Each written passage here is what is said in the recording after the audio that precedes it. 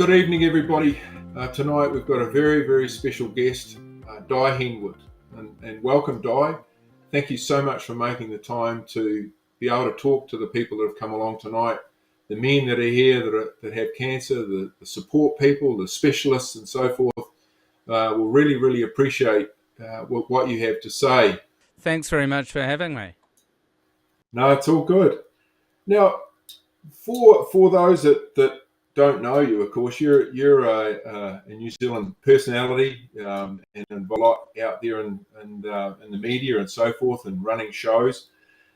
But at some time, you've had a diagnosis, right? So when was that exactly? When did that occur? Well, I mean, I've been doing comedy throughout New Zealand since 1997. Hosted various other shows and so forth, and then when the whole sort of COVID pandemic thing kicked off in early 2020, I was diagnosed with stage 4 bowel cancer. I also was very different to I suppose a lot of people in the fact that I'm a guy who always went to the doctor. I was very focused on my own health. I was misdiagnosed in 2017. I went to a bowel specialist in 2017 who didn't think there was any need for to move things on. And because I didn't focus on this stupid bell graph that people use to decide whether you can have a colonoscopy or not, I wasn't given one. Then when things got pretty bad and the pandemic started, so there was a lot of colonoscopies available, I got one, and sadly that showed sort of a huge tumour in my bowel, mets in my liver, and then I got rid of them, and then more sprung up in my lungs, which is where I currently am at. Having said that I had the misdiagnosis, I don't actually carry any anger towards that. There was no malice from either the bowel specialist or my GP. They were just operating under circumstances that they are told in the health sector. And also carrying that anger does nothing to benefit me going forward. And yeah, I had 3 years of being very private with the diagnosis because I had this intent to cure. My oncology team had the intent to cure. I had 6 major surgeries. I mean, as to date, I'm up to about 32 rounds of chemo and a couple of months here and there of radiation. And it was a tough 3 years.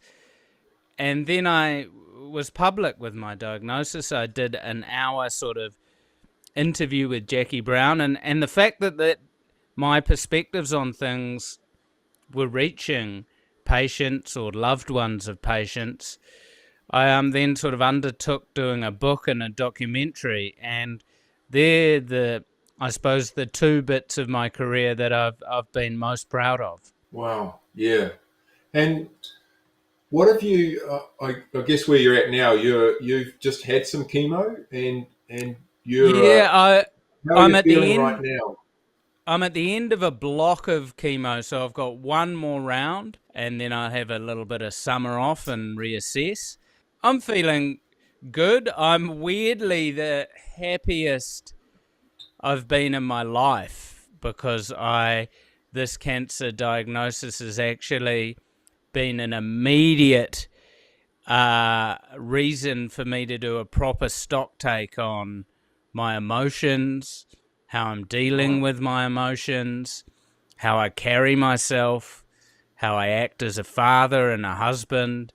And it has caused myself to really put my life under the magnifying glass. And I feel I'm a better person, both privately and publicly from it. And now I've done 30 odd rounds of chemo, I have built up a bit of a toolbox as to how to get through it and come out the other side. But I'm sure a lot of people there at this dinner have undergone so much chemo, and it gets rugged and it gets hard. And I mean, the last one of a block, I find, even though it's the last one, it seems to be the hardest because you've been hit round after round after round. So can't say I'm looking forward to it, but I'm looking forward to the other side of it.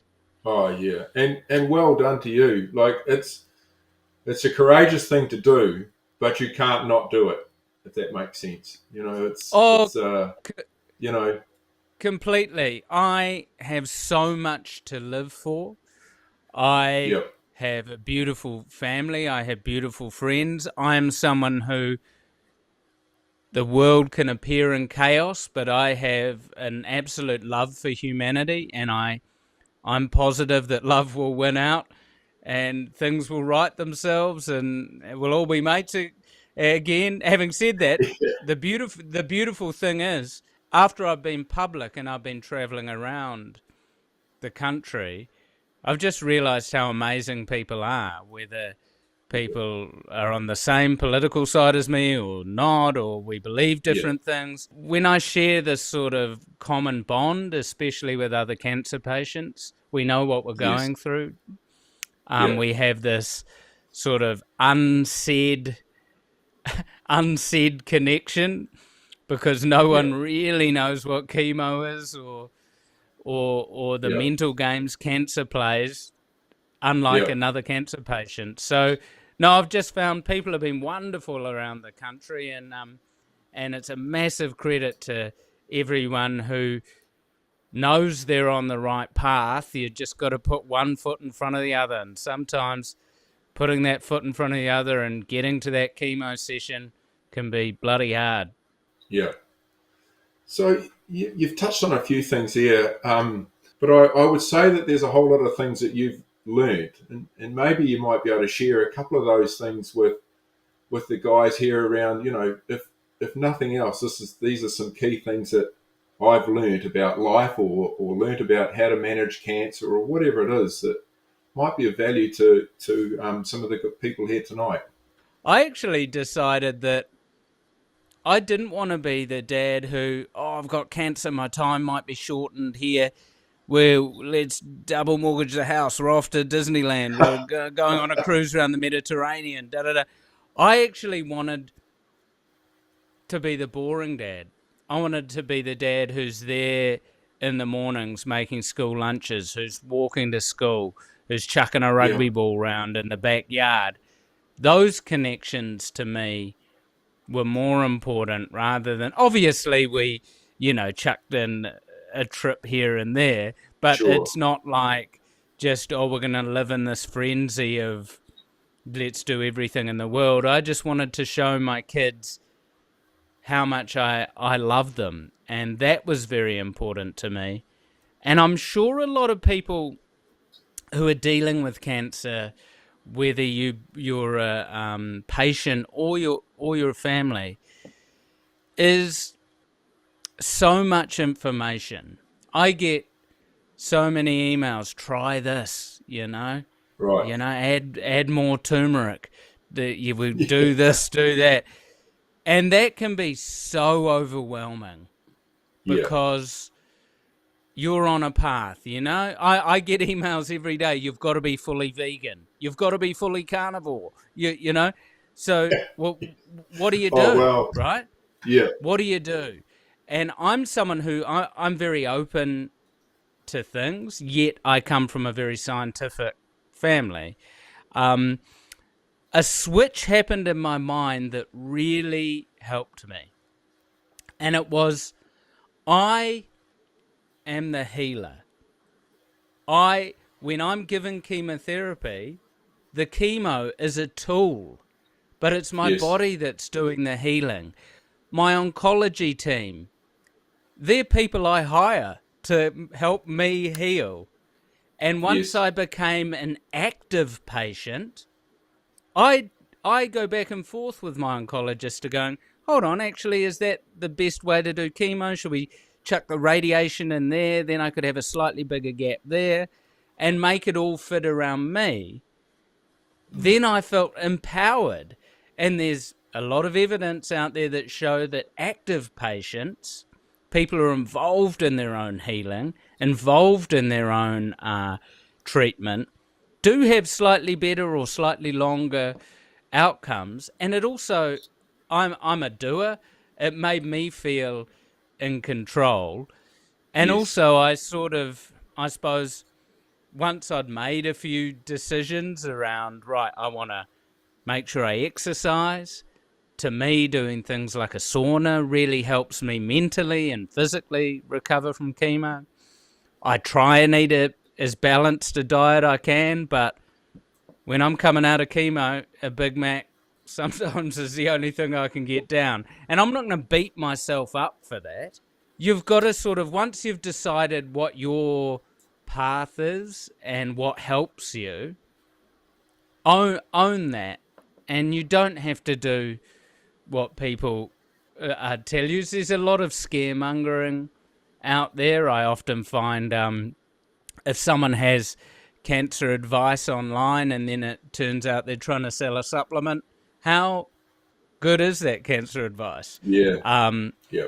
I am very lucky, and there are so many amazing oncologists out there, and I have an oncologist which I have worked hard to make a relationship with, so we can talk about stuff. So I can go, hey, I read this paper about this. I'm not a doctor. What am I missing? And sure, I could have read the paper and gone, oh, no, that's the cure to cancer. And then he goes, no, you actually don't understand these two long words. And so it's nice having a relationship with your oncologist, and also take some space for yourself and be kind to yourself. You know, you don't give yourself cancer. I think there's a lot of blame out there somewhere. I just look at it as, hey, my cells went a bit wonky donkey, right? And we've got to figure that out. Under the current medical conditions, I am diagnosed incurable. However, there's a lot of smart people out there who are working on things, and I suppose my mottos are: optimism won't cure me, but pessimism will kill me. That's how I look at it. So that's why I want to be positive and as optimistic as possible. And I look at myself like I'm a classic car, like I'm a good old school MG BGT or something, you know. And that's a good car. British racing green. Totally. And for me, I'm at the point where I just need a bit of spot welding. You know, I look at chemo as a bit of spot welding. I just got to get my next waff and keep this classic car on the road until someone figures out how to fix the engine, sort of thing. So I keep these little metaphors in my head, and I think self-kindness is one thing. Everyone has a very different journey, and I never judge how anyone approaches their own journey. For me, the whole F cancer, this is a war I'm fighting, didn't resonate or work for me. I actually had to decide I sent love to my cancer, because it's just cells, it's my own cells that have gone a bit wonky donkey. And I didn't want to be in a fight with my own body. So that mental shift for me worked. It might not work for other people. And this is the hardest thing as well. Just because something's worked for someone else doesn't mean it will work for you. Us humans are such individual beings that you really have to find the food that makes you feel good, you know? The exercise that works for you. It might be yoga, it might be running, or you might not be able to meditate, but when you run, it's like a meditation. So don't give up because the little pamphlet that someone gave you didn't resonate with you. Just find out what works for you. Hey, going for a huge hike and going hunting with your mates, That might be a huge thing. And that's exercise, that's connection with friends, that ticks all those boxes. So Yeah. finding your own path is hard, but it is worth it. And really look inside and discover who you are. And I'm speaking to the guys out here. Talk to your partners. Tell your partners what you're going through. I know it's really hard, but the biggest feedback I've had on my documentary is wives of Kiwi men who say, my husband's had cancer for 3 years and he never talks about his feelings. He never talks about how hard chemo is. And watching your documentary, I understood it. You are a team with your partner. My wife and I, we don't argue about our mortgage because we are a team against the mortgage. My wife and I are a team against the cancer. So I am open with her. I tell her, hey, I'm feeling like rubbish. I can't do this. I can't do that. Be open, and honestly, you'll have a better relationship with your partner, and in turn, it makes it easier on yourself. And your friends Yeah. are there as well. Being honest and actually sharing the hard times, it can be damn hard, especially for us men, but it's so important. So for those here tonight, as you say, the only thing that's common is the name cancer, and at that point on, it's different for everybody. And we have probably 50 guys that are in our exercise groups, and they go along and rub shoulders, and some of them have met some fantastic new friends. We always go and have coffee afterwards, and the magic happens at the coffee where the talk happens. And I know that the wives and the partners here tonight are thrilled that their men are out helping themselves, but also changing and feeling more positive about life, and uplifted by the other people that they rub shoulders with, you know. And that's been, I think, one of the biggest results that each of the guys have stepped into. They've never been in a gym in their life. They go, I'm not this. And then all of a sudden it's like, actually, I look around and I'm not alone. I'm not alone in this. Those guys, I've learnt some things from them. And like you say, it might not always work, but actually there's something there that I'm going to be able to try now that might make a difference. And also to like, I'd just like to say that I'm so proud of everyone in this room. I don't know you, but I am proud of you because you showing up to treatment. I had a friend who he was diagnosed with bowel cancer, and he shut the curtains and hid away from his family and his friends. And then it was too late when he decided to get treatment, and he had a very sad, very quick outcome.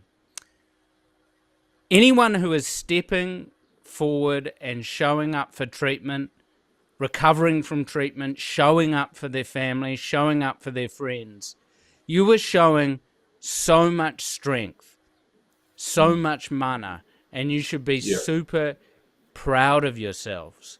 And don't sweat the small stuff. Whether you've got cancer or not, we're all going to die with a to-do list, right? So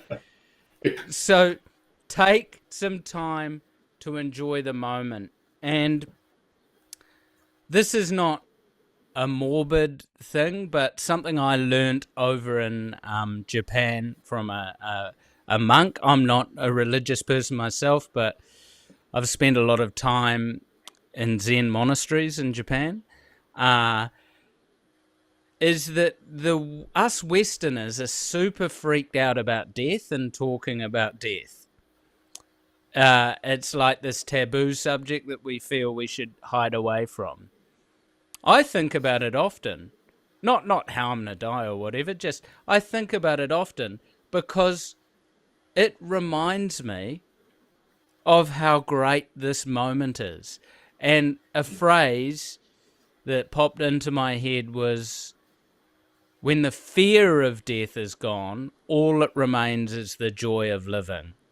And people like to think, they quantify things by how many years we're on the planet or whatever, but that makes no sense, because you're making that as a comparison against the time you're not on the planet, which is infinite. So Yes. it's not about the exact days you're on the planet, the exact years. It's about how you're carrying yourself right now. People remember how you make them feel, not what you say.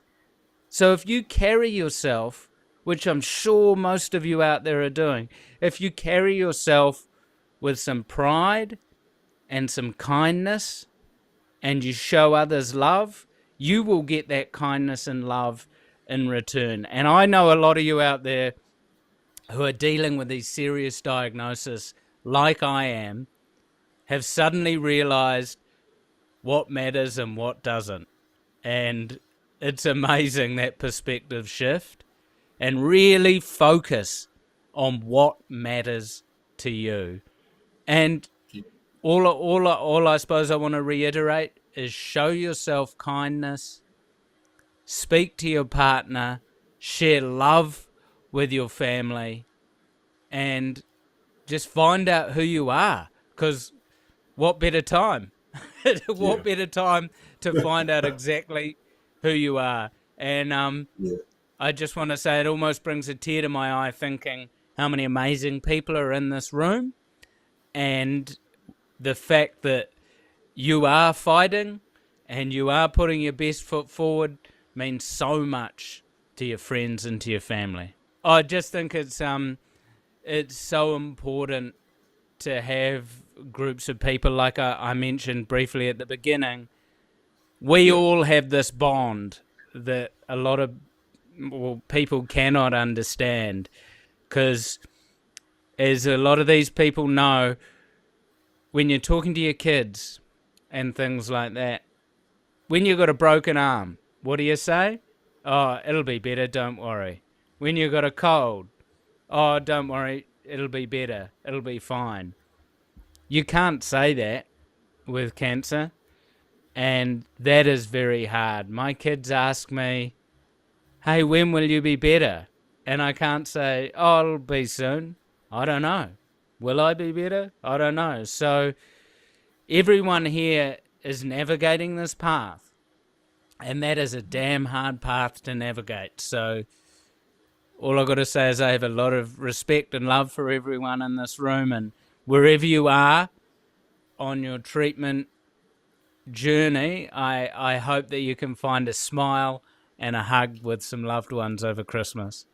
Thank you so much. And of course, there's a special shout out for those oncologists and neurologists and physios and that are in the room that have been interfacing and sharing and supporting all of the men here tonight. Oh, so. look, the amount of respect I have for oncologists who are dealing with the mental load of delivering news, trying to find the best outcomes for their patients. I have so much respect for you. All the people that are involved in helping cancer patients, physios, massage, acupuncture, nurses. We are blessed to have you. So thank you so much. You honestly, I know it can be hard getting to work. I mean, I get up and grab a microphone and talk rubbish. You guys are actually, every appointment you have is sometimes the biggest appointment for the patient's life. So thanks so much for what you do. There is a great community out there, and we help each other, and that's I suppose what I've found the most beautiful thing. Yeah. No, absolutely. No, they're a real blessing. And from everybody here, we wish you the very best as well. We're inspired by what you're doing. and we just, pat you on the back and just walk beside you, so to speak, in spirit, and certainly wish you all the best.